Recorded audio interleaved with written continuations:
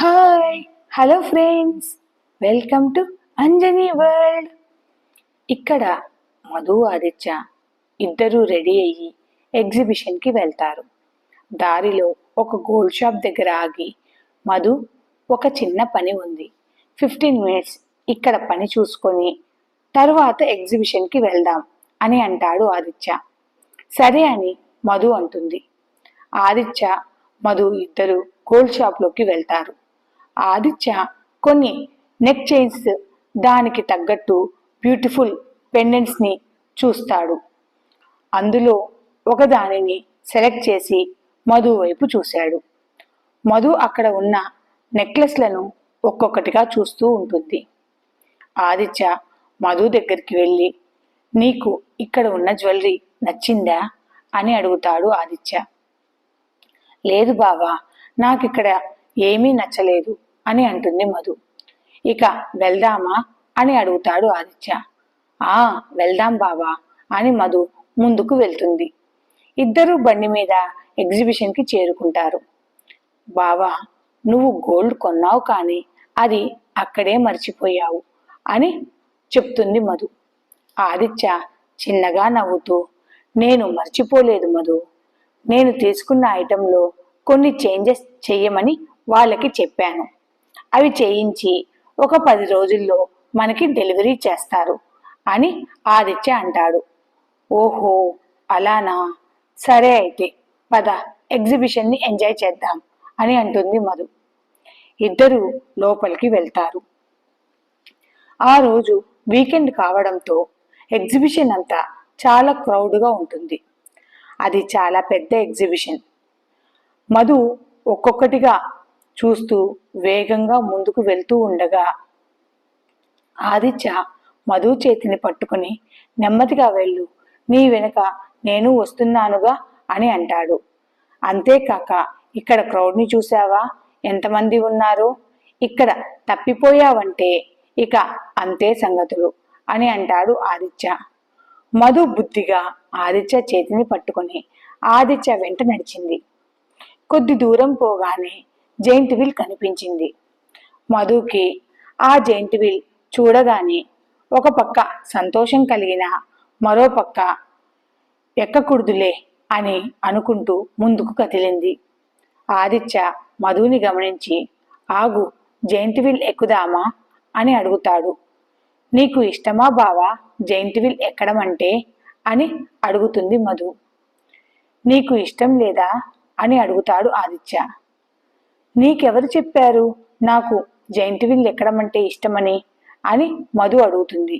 ఆదిత్య మధు వైపు చూడగానే, ఓ అర్థమైందిలే, ఆ వెధవే చెప్పి ఉంటాడు అని అంటుంది మధు.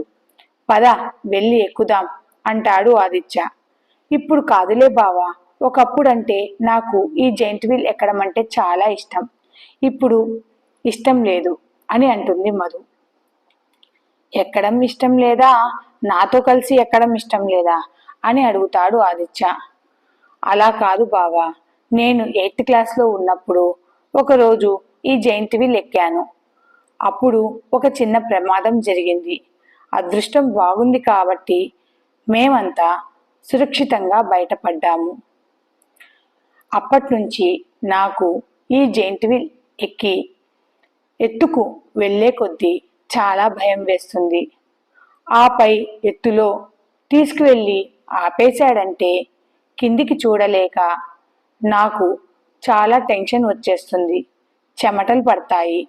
అలా భయపడి ఒకరిని ఇబ్బంది పెట్టడం నాకు ఇష్టం లేదు బావా, అందుకే ఎక్కడం మానేశాను అని చెప్పింది మధు. ఏం పర్లేదు, ఇప్పుడు నీకు తోడుగా నేనున్నాను కదా, నీకు భయం వేస్తే నన్ను పట్టుకో, సరేనా? అంతేగాని ఎప్పుడో ఏదో జరిగిందని భయపడుతూ మన ఇష్టాల్ని వదులుకుంటామా చెప్పు మధు అని అంటాడు ఆదిత్య. నీ భయాన్ని పక్కన పెట్టు, ఇప్పుడు నీ పక్కన నేనున్నాను కదా, రా వెళ్దాం అని మధు వద్దంటున్న ఆదిత్య జైంట్ వీల్ని ఎక్కిస్తాడు. స్టార్టింగ్లో మధు బాగానే కూర్చొని ఉంటుంది. జైంట్ వీల్ పైకి పోయే కొద్దీ మధులో టెన్షన్ స్టార్ట్ అయ్యింది. ఆదిత్య మధుని గమనించి మధు చేతిని పట్టుకుంటాడు. జైంట్ వీల్ ఇంకా పైకి పోయే కొద్దీ మధుకి టెన్షన్ పెరిగిపోయి పక్కనే ఉన్న ఆదిత్య షర్ట్ కాలర్ని ఒక చేతితో గట్టిగా పట్టుకొని గట్టిగా కళ్ళు మూసుకొని ఆదిత్య గుండెలపై ఒదిగిపోయింది మధు. ఆదిత్య మధుని గమనించి, భయపడకు, నీ పక్కన నేనున్నాను కదా, భయపడకు అని మధు వెన్ను నిమురుతాడు. కరెక్ట్గా ఆ జైంట్ వీల్ బాగా ఎత్తుకు తీసుకువెళ్ళి ఆపుతాడు. ఆదిత్య, మధు, నీ కళ్ళు తెరిచి నెమ్మదిగా చూడు, ఇక్కడి నుంచి చూస్తే ఈ ఊరు మొత్తం బాగా కనపడుతుంది. ఇక్కడ వ్యూ ఎంత బాగుందో చూడు మధు, భయపడకు, నేనున్నాను కదా నీ పక్కన అని చెప్పాడు. మధు నెమ్మదిగా కళ్ళు తెరిచి ఆదిత్య వైపు చూసింది. ఆదిత్య మధు వైపు చూస్తూ, నీకేం భయం లేదు మధు, నేను నిన్ను గట్టిగా పట్టుకున్నాను. ఇప్పుడు నీవు నా గుండెల పైన ఉన్నావు. నీకు ఇప్పుడు ఎటువంటి భయం లేదు మధు, అటు చూడు వ్యూ ఎంత బాగుందో అని ఆదిత్య అంటాడు. మధు ఆదిత్య చెప్పింది వింటూ ఆదిత్య చూడమన్న వైపు చూసింది. అంతే, మధు కళ్ళు నక్షత్రాలా మెరిసిపోయాయి. మధుకి అప్పటి వరకు ఉన్న భయం పోయి తన మొహంలో ఒక చిన్న నవ్వు చేరింది. ఆ వ్యూ చాలా బాగుంది. మళ్ళీ జైంట్ వీల్ కదిలి కిందికి వెళ్ళేంత వరకు మధు సంతోషంగా ఆ వ్యూని చూస్తూనే ఉంది. మళ్ళీ ఎప్పుడైతే జైంట్ వీల్ పైకి వెళ్ళడం స్టార్ట్ అయ్యిందో మధులో మళ్ళీ భయం మొదలయ్యింది. అది గమనించిన ఆదిత్య ఈ తడవ ఆదిత్యని మధుని గట్టిగా పట్టుకున్నాడు. ఆదిత్య మధు వైపు చూసి, భయపడకు, నీకు తోడుగా జీవితాంతం నేను ఉంటాను, భయపడద్దు మధు, భయాన్ని నీ మనసులో కూడా రానివ్వకు అని చెప్పాడు. మధు ఆశ్చర్యంతో తన కళ్ళను పెద్దవి చేసి ఆదిత్య వైపు చూస్తూ ఉంటుంది. ఆదిత్య మధుని తన గుండెల్లో పొదుముకున్నాడు. ఆదిత్య మధు వైపు చూసి, మధు, నువ్వలా చూడకు, నీ భయం సంగతి ఏమో కానీ నిన్ను చూస్తుంటే నాకు భయమేస్తోంది అని అంటాడు ఆదిత్య. మధు ఆదిత్య వైపు గురున చూస్తూ, అంటే నా చూపులు నిన్ను భయపెట్టేలా ఉన్నాయా బావా అని అడుగుతుంది మధు. మరి భయపడనా, వ్యూ చూడవే అంటే నన్నే చూస్తున్నావు అని అంటాడు ఆదిత్య. అబ్బా, నువ్వు భలే అందగాడివని అందుకే వ్యూ చూడకుండా నిన్నే చూస్తున్నానులే బావా అని మూతి తిప్పుకుంటుంది మధు. మరి నేను అందగాడినే కదా, అందుకే నువ్వు కళ్ళార్పకుండా నన్నే చూస్తున్నావు అని అంటాడు ఆదిత్య. అలా ఆదిత్య మధుని మాటల్లో పెట్టి తనలో ఉన్న భయాన్ని పోగొట్టాడు. అలా మధుతో ఆదిత్య మాట్లాడుతూనే 5 రౌండ్లు కంప్లీట్ అయి ఇద్దరు జైంట్ వీల్ దిగుతారు. దిగిన 5 నిమిషాలకి మధు ఆశ్చర్యంగా ఆదిత్య వైపు చూసి, బావా, నువ్వొకటి గమనించావా, నాకు ఇప్పుడు భయం పోయింది అని చాలా సంతోషంగా అంటుంది మధు. మీ ఆడవాళ్ళంతా భర్తలతో గొడవకి దిగితే పక్కన పిడుగుపడ్డా పట్టించుకోరు కదా, తమరు నాతో మాట్లాడే తీరును చూసి నీలో ఉన్న భయానికి భయం వేసి పారిపోయి ఉంటుందిలే అని అంటాడు ఆదిత్య. మధు ఆదిత్య వైపు మళ్ళీ గురును చూస్తుంది. అబ్బా, చూసింది చాలే తల్లి అని అంటాడు ఆదిత్య. మధు పొట్ట మీద చెయ్యి పెట్టుకొని, బావా, ఆకలిగా ఉంది అని అంటుంది. ఇప్పుడు నీలో భయం పోయి ఆకలేస్తోందా నీకు అని అడుగుతాడు ఆదిత్య. సరే పద, ఏదైనా హోటల్లో డిన్నర్ చేసి ఇంటికి వెళ్ళిపోదాం అని అంటాడు ఆదిత్య. సరే అని ఇద్దరు కలిసి ఒక హోటల్ దగ్గరికి వెళ్తారు. బండిని పార్కింగ్ ఏరియాలో పార్క్ చేసి ఇద్దరు లోపలికి వెళ్తారు. ఆ హోటల్లో ఒక టేబుల్ దగ్గర విజయ్ విక్రమ్ని చూసి ఆశ్చర్యపోయింది మధు. విజయ్ మధుని ఆదిత్యం చూసి, హాయ్ బావా, హాయ్ మధు, బాగున్నారా అని ఆప్యాయంగా పలకరిస్తాడు. ఆదిత్య ఒక చిన్న స్మైల్ చేసి ఆ టేబుల్ దగ్గరికి వెళ్ళి చైర్ని ముందుకు లాగి మధుని కూర్చోమని చెప్పాడు. మధు విజయ్ని చూసి మీరు బాగున్నారా అని పలకరిస్తుంది. విక్రమ్ మాత్రం ఆదిత్య వైపు చూడనైనా చూడకుండా మధుని పలకరిస్తాడు. మధు కూడా విక్రమ్ని పలకరిస్తుంది. విజయ్ ఆదిత్య వైపు చూసి బావా నీ చెయ్యి ఎలా ఉంది, ఇప్పుడు పర్వాలేదా, ఒకసారి డాక్టర్ దగ్గరికి వెళ్దామా అని అడుగుతాడు. నేను బాగానే ఉన్నాను విజయ్, డాక్టర్ 1 వారం తర్వాత కదా రమ్మన్నాడు, అప్పుడే వెళ్దాం, మధ్యలో ఎందుకు అని అంటాడు ఆదిత్య. ఆదిత్య విక్రమ్ వైపు చూస్తూ ఉన్నాడు. విక్రమ్ మాత్రం ఆదిత్య వైపు చూడకుండా తన ఫోన్లో గేమ్ ఆడుకుంటూ ఉన్నాడు. విజయ్ విక్రమ్ని గమనించి విక్రమ్ చెవి దగ్గరికి వెళ్ళి ఆదిత్యని చూడాలని ఇక్కడికి వచ్చేంత వరకు నా ప్రాణం తిన్నావు కదరా, ఇప్పుడు వాడే ఎదురుగా ఉంటే నువ్వు ఫోన్తో ఆడుకుంటున్నావా, నీకసలు బుద్ధుందా అని నెమ్మదిగా అడుగుతాడు విజయ్. విక్రమ్ విజయ్ వైపు చూసి అవునురా, వాడు నా ఫ్రెండ్ కాబట్టి వాడికి దెబ్బ తగిలింది అన్నప్పటి నుంచి వాడిని చూడాలని ఆతృత పడ్డాను, ఇప్పుడు వాడిని చూశాను అంతే, వాడికి నాకు మాటల్లేవు అని మొహం తిప్పుకున్నాడు విక్రమ్. విజయ్ ఆదిత్య వైపు చూసి ఒరే వాడితో మాట్లాడరా అని సైగ చేశాడు. అంతలోనే వెయిటర్ అక్కడికి రావడంతో ఆదిత్యకి మధు, విజయ్, విక్రమ్ ఏ ఐటమ్స్ అయితే ఇష్టంగా తింటారో బాగా తెలుసు కాబట్టి వాటిని ఆదిత్య వెయిటర్కి చెప్పాడు. 5 నిమిషాల కల్లా ఒక కేక్ టేబుల్ మీదకి రావడంతో అది కూడా మధు ముందరే పెట్టడంతో మధు ఆదిత్య వైపు చూసింది. ఆదిత్య మధు వైపు చూసి కేక్ని కట్ చేయి అని చెప్పాడు.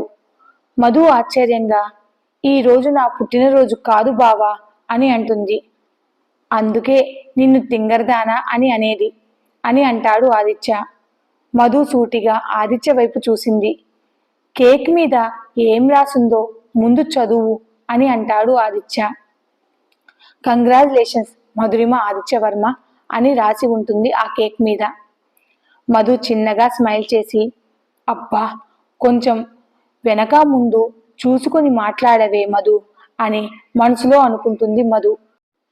మధు కేక్ వైపు చూసి ఇది ఈ కేక్ పైనాపిల్ ఫ్లేవర్ కదా బావా అని అడుగుతుంది మధు. ఆదిత్య అవునని తల ఊపుతాడు. ఇది కూడా రవి చెప్పాడా అని అడుగుతుంది మధు. ఆదిత్య చిన్న స్మైల్ చేస్తాడు. థ్యాంక్ యూ బావా అని అంటుంది మధు. ఆదిత్య ఇది నీ ఒక్కదానికి మాత్రమే ఇష్టమైన ఫ్లేవర్ కాదు మధు, ఇక్కడ మరొకరు ఉన్నారు అని ఆదిత్య విక్రమ్ వైపు చూశాడు. మధు కూడా ఆదిత్య చూసే వైపు చూసింది. ఆదిత్య మాటలు విన్న విక్రమ్ తలెత్తి పైకి చూశాడు. విక్రమ్ ఆదిత్య వైపు చూస్తూ అబ్బో మా ఫేవరెట్లు కూడా మీకు గుర్తున్నాయా అని వెటకారంగా అంటాడు.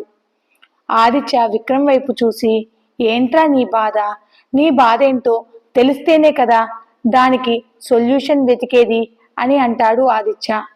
విక్రమ్ కోపంగా ఆదిత్య వైపు చూస్తూ నువ్వే నా బాధంతా అని అంటాడు. మధు, విజయ్ విక్రమ్ వైపు చూశారు. విక్రమ్ చాలా బాధతో విజయ్ లాగానే నేను నీ ఫ్రెండ్ కదా, కానీ నీకు మాత్రం విజయ్ అంటేనే ఎక్కువ, నేనంటే నీకు ఎప్పుడూ చిన్న చూపే అని కోపంగా అంటాడు విక్రమ్. ఆదిత్య ఏం మాట్లాడకుండా విక్రమ్ వైపు చూస్తున్నాడు. విక్రమ్ మాట్లాడుతూ అవునురా, మీ ఇద్దరిలాగా నేను తెలివిగా ఆలోచించలేను, పైగా ఎక్కడ ఏం మాట్లాడాలో నాకు తెలియదు, నా మనసులో ఉండేది నేను చెప్పేస్తాను, అది మంచైనా చెడైనా నేను చెప్పేస్తాను, నాకు ఒకరిని నవ్వించడమే తెలుసు, బాధ పెట్టడం నాకు తెలియదు, నా చుట్టూ ఉన్నవాళ్ళు నన్ను ఒక కమెడియన్ని చూసినట్లు చూస్తారు, అయినా వారిని నేను లెక్క చేయను, ఎందుకంటే నా బాధని నా సంతోషాన్ని పంచుకోవడానికి నాకు 2 మంచి ఫ్రెండ్స్ ఉన్నారని నేను అనుకునేవాడిని, కానీ మీరు కూడా నన్ను ఒక మనిషిలా చూడట్లేదు అని బాధపడుతూ అంటాడు విక్రమ్. మధుకి విక్రమ్ మాట్లాడిన మాటలకి తన కళ్ళల్లో నుంచి కన్నీళ్లు జలజల చెంపల మీదకి చేరాయి. ఆదిత్య విక్రమ్ వైపు చూసి, ఇక ఆపుతావా నీ సెంటిమెంటల్ డ్రామా అని అంటాడు. నేను ఆపనురా, నేను మాట్లాడుతూనే ఉంటాను అని అంటాడు విక్రమ్. సరే, నీ బాధ నాకు అర్థమైంది. నాకు తగిలిన దెబ్బ గురించి నీకు చెప్పలేదనే కదా నీ బాధంతా. నీకు ఎందుకు చెప్పలేదో అది కూడా నీకు చెప్తాను, కానీ ఇక్కడ కాదు అని ఆదిత్య విక్రమ్ చేతిని పట్టుకుని పక్కకి తీసుకొని వెళ్తాడు. మధుకి అక్కడ జరుగుతున్నదంతా ఒక వింతలా తోచింది. అలానే ఆదిత్య విక్రమ్ వైపు చూస్తూనే ఉంది మధు. విజయ్ మధుని చూసి చిన్నగా నవ్వుతూ మధు మధు అని పిలుస్తాడు. ఈ లోకంలోకి వచ్చిన మధు విజయ్ వైపు చూసి చెప్పండి అని అంటుంది. నువ్వేం కంగారు పడకమ్మా, వాళ్ళిద్దరికీ ఇది అలవాటే అని అంటాడు విజయ్. మధు విజయ్ వైపు చూసి, విజయ్ గారు, మిమ్మల్ని నేను ఒక మాట అడగనా? మీరు మా బావ విక్రమ్ గారు ఒకే చోట పనిచేస్తారు కదా అని అడుగుతుంది మధు. అవునమ్మా అని చెప్పాడు విజయ్. మీ ముగ్గురు కలిసి కంపెనీ పెట్టారా? ఆ కంపెనీ పేరేంటి అని అడుగుతుంది మధు. విజయ్ మధు వైపు చూసి, మేము పనిచేసే కంపెనీ ఎండి మా ఫ్రెండ్, అందులో నేను మార్కెటింగ్ డిపార్ట్మెంట్లో పనిచేస్తాను, విక్రమ్ ఫైనాన్షియల్ డిపార్ట్మెంట్లో పనిచేస్తాడు, ఇక బావ ఆల్రౌండర్ అని చెప్పాడు విజయ్.